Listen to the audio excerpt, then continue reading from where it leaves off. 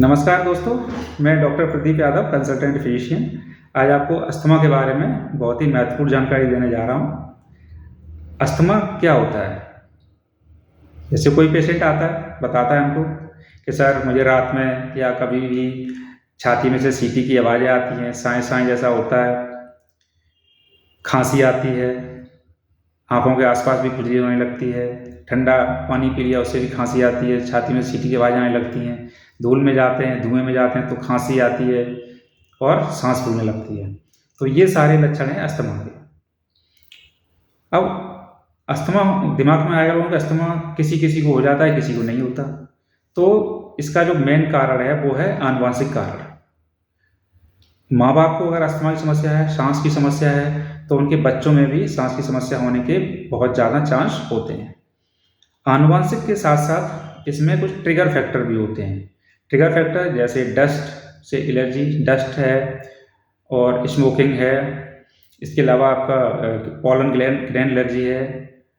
अगर किसी घर में पेट्स रहते हैं, उसके जो हेयर्स हैं, फर्स हैं, उससे एलर्जी होती है। तो ये सारे इसके ट्रिगर फैक्टर हैं। अब अस्थमा में होता क्या है, जो म्यूकस मेम्ब्रेन होती है लंग्स में, उसका इन्फ्लामेशन हो जाता है। उसमें कहें तो सूजन आ जाती है। सूजन आने की वजह से क्या हुआ, जो एयर का जो पैसेज है वो कम हो जाता है, इसलिए शॉर्टनेस ऑफ ब्रेथ होने लगती है। पेशेंट को बहुत ज़्यादा घबराहट, बेचैनी, है ना, तो ये सारी चीज़ें उसको होने लगती हैं। अब अस्थमा से हम कैसे बचाव कर सकते हैं?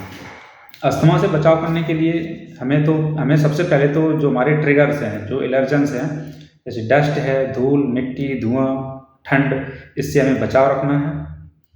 बचाव के साथ-साथ समय पे डॉक्टर के पास जाना है। अब हम बात करते हैं कि इसमें हम क्या-क्या हमें जाँचें करानी चाहिए। जाँचों में हमें कुछ ब्लड के इन्वेस्टिगेशन है, जैसे सीबीसी कराना है, एक्स-रे चेस्ट कराना चाहिए और स्पायरोमेट्री हमें करानी चाहिए, जिससे कि हमें पता लगे कि अस्थमा के अलावा और कोई डिसीज़ तो साथ में नहीं हो रही है। अब हम ट्रीटमेंट की बात करते हैं, तो ट्रीटमेंट में इसमें 2 ऑप्शन है हमारे पास।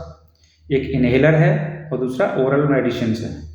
तो मैं एक पॉइंट को बिल्कुल क्लियर कर देना चाह रहा हूँ कि जो इन्हेलर हैं, उसको लेके लोगों में बहुत भ्रांति है कि अगर इन्हेलर हम यूज़ करने लगेंगे तो उसकी आदत पड़ जाएगी। तो दोस्तों ऐसा बिल्कुल नहीं है। इन्हेलर बहुत ज़्यादा सेफ हैं अगर हम तुलना करें ओरल मेडिसिन्स या इंजेक्टेबल मेडिसिन की, तो क्योंकि इनकी जो डोज है सीधी हमारे लंग्स में जाती है, जहाँ पे उसकी दवाई की हमें ज़रूरत है। उसके अलावा दूसरा जो ओरल मेडिसिन है वो पूरे ब्लड में सर्कुलेट करती हैं और उनकी डोज भी ज़्यादा हमें लेनी पड़ती है, तो उनके साइड इफ़ेक्ट ज़्यादा हैं। जबकि इन्हेलर की जो डोज होती है वो माइक्रोग्राम में जनरली होती है और उसके साइड इफ़ेक्ट बहुत ही कम हैं। ठीक है, तो ये बहुत ही ज़रूरी है कि आप इन्हेलर को पे ज़्यादा ट्रस्ट करें, इन्हेलर को यूज करें। ओरल मेडिसिन तो एक सेकंड ऑप्शन रखना है। अब हमें इन्हेलर कैसे यूज करना है वो हम नेक्स्ट वीडियो में आपके साथ डिस्कस करेंगे। उसको प्रॉपर तरीके से यूज करना आना चाहिए, वो बहुत ही ज़्यादा ज़रूरी है। धन्यवाद।